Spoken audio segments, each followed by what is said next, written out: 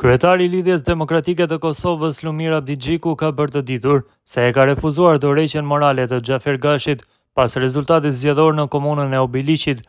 Abdigjiku ka theksuar se humbjet dhe fitoret janë pjesë e një rrugtimi të gjatë politik dhe se qëllimi i përbashkët i LDK-s është më i madh se çdo betejë vetme. Sot LDK-ja në Obiliq është parti e parë me plot 46% dhe kjo arritje është merit vetëm e Xhafës dhe ekipit që ai ka, shkroi Abdigjiku në një postim duke cilësuar Gashin si njeri të fjalës, të punës dhe të përkushtimit të eshtur ndaj qytetarëve të tij. Ai tha se Xhafer Gashi i ka dhënë Obiliqit drejtim, dinjitet dhe stabilitet gjatë viteve të udhëheqjes së tij, duke shtuar se LDK-ja ka nevojë për njerëz me karakter dhe vizion si ai. Për këtë arsye Abdigjiku njoftoi se e ka rikonfirmuar Gashi në pozitat e tij brenda LDK-s, si në degën e Obiliqit, ashtu edhe në kryesinë dhe këshillin e përgjithshëm të partisë.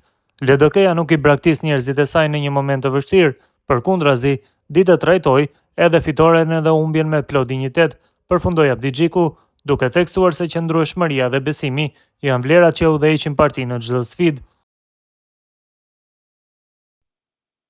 Kandidati i LDK-s për Obiliqin, Xhafer Gashi, ka dhënë dorëheqjen nga të gjitha funksionet në këtë parti pas humbjes në zgjedhjet lokale.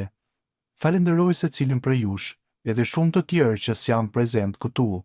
Me qenë se jemi mund me organizu, ndoshta nuk ja kemi dalë për arsye se dikun na kanë vjedhur. Atëherë unë si kryetari degës së LDK-s në Obiliq e marr përgjegjësinë për humbjen dhe jap dorëheqjen nga Këshilli i Përgjithshëm, nga Kryesia e Lidhjes Demokratike dhe nga kryetari i nëndegës.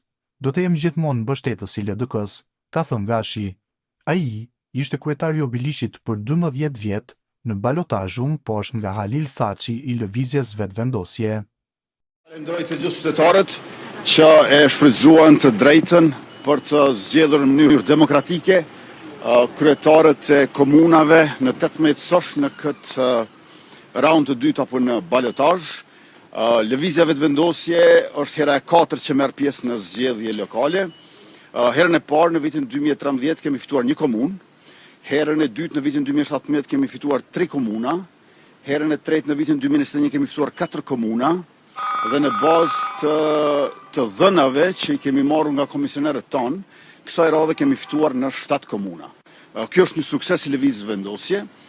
Natyrisht që kemi synuar edhe më shumë se kaq, por më lejoni që të përgëzoj 4 kryetarët e komunave që kanë qeverisur në këtë 4 vjeçar të kaluar, Podujeva, Shtimja, Kamenica, së cilave u bashkua edhe Gjilani sonte me një fitore të madhe, por përveç kësaj është e qartë që kemi fituar edhe në Mitrovic dhe kemi fituar edhe në Fush Kosovë dhe në Obiliq.